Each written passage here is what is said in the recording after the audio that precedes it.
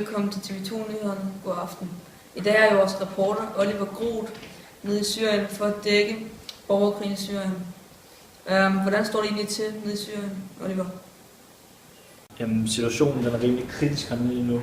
Vi er oprørende, og regeringsfolkene de er i krig med hinanden lige nu. Konflikten her, den rammer rigtig mange hjem.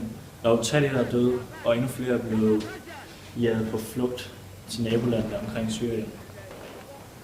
At religion spiller en meget stor rolle i borgerkrigen i Syrien, blandt andet mellem sunni- og shia-muslimer, der er meget på skændes over den måde, sunni-muslimer bliver behandlet på, og fordi de er alligevel de 74% af befolkningen, der er sunni-muslimer. Men har religion egentlig stor betydning for konflikten, Oliver?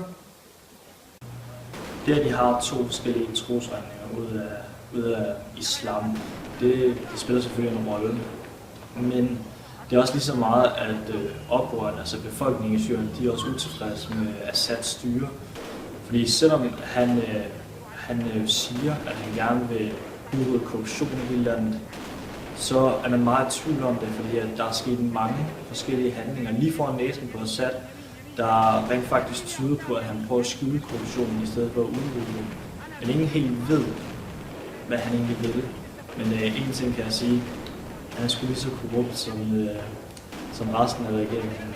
Du snakker om korruption, så har du jo også selv været ude for korruption. Hvordan var det egentlig nede i Syrien? Da jeg ankom til lufthavnen nede i Syrien, der løb jeg faktisk ind i en sikkerhedsfolk. Og han ville faktisk have, at jeg skulle give ham penge for den hjælp, som han normalt skulle tilbyde uden betaling, altså hvor han får for sin egen løn. Men jeg havde så mødt sikkerhedschefen, han var blevet introduceret for først.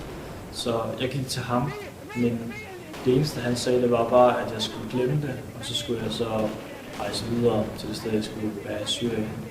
Det er faktisk et godt eksempel på, at i Syrien der er det meget normalt, det her med korruption.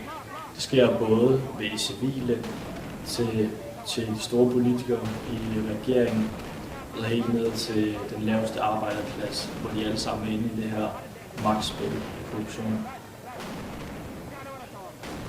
Jeg har hørt fra mine kilder, at Danmark faktisk ikke er villige til at sende folk i krig i Syrien, fordi at de mindes den gang i krigen i Afghanistan, hvor det faktisk bare førte til død over flere danske soldater, end det gav gavn for Afghanistan.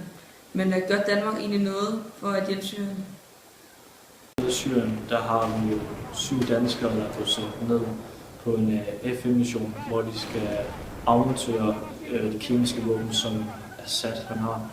Og det er faktisk første gang, at en anden diktatorstyre, som f.eks. Assad, der egentlig har afgivet sine kemiske våben frivilligt. De her 7 danskere, de skal ned, og de blev trænet både ved Sverige og Canada i at afmontere de her våben, så de har den bedste uddannelse, som man kan få inden for kemiske våben. Så vi regner med, at de kan gøre vores gavn til konflikten i Syrien.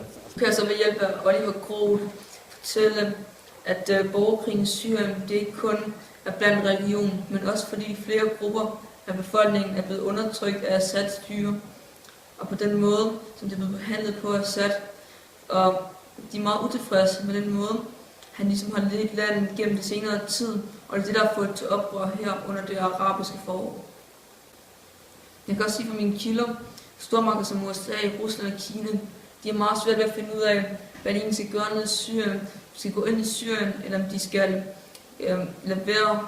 Og derfor er det meget svært at komme til enighed i FN, fordi der er nogen, der stemmer for, og andre der stemmer for ikke at gå ind i krig i Syrien.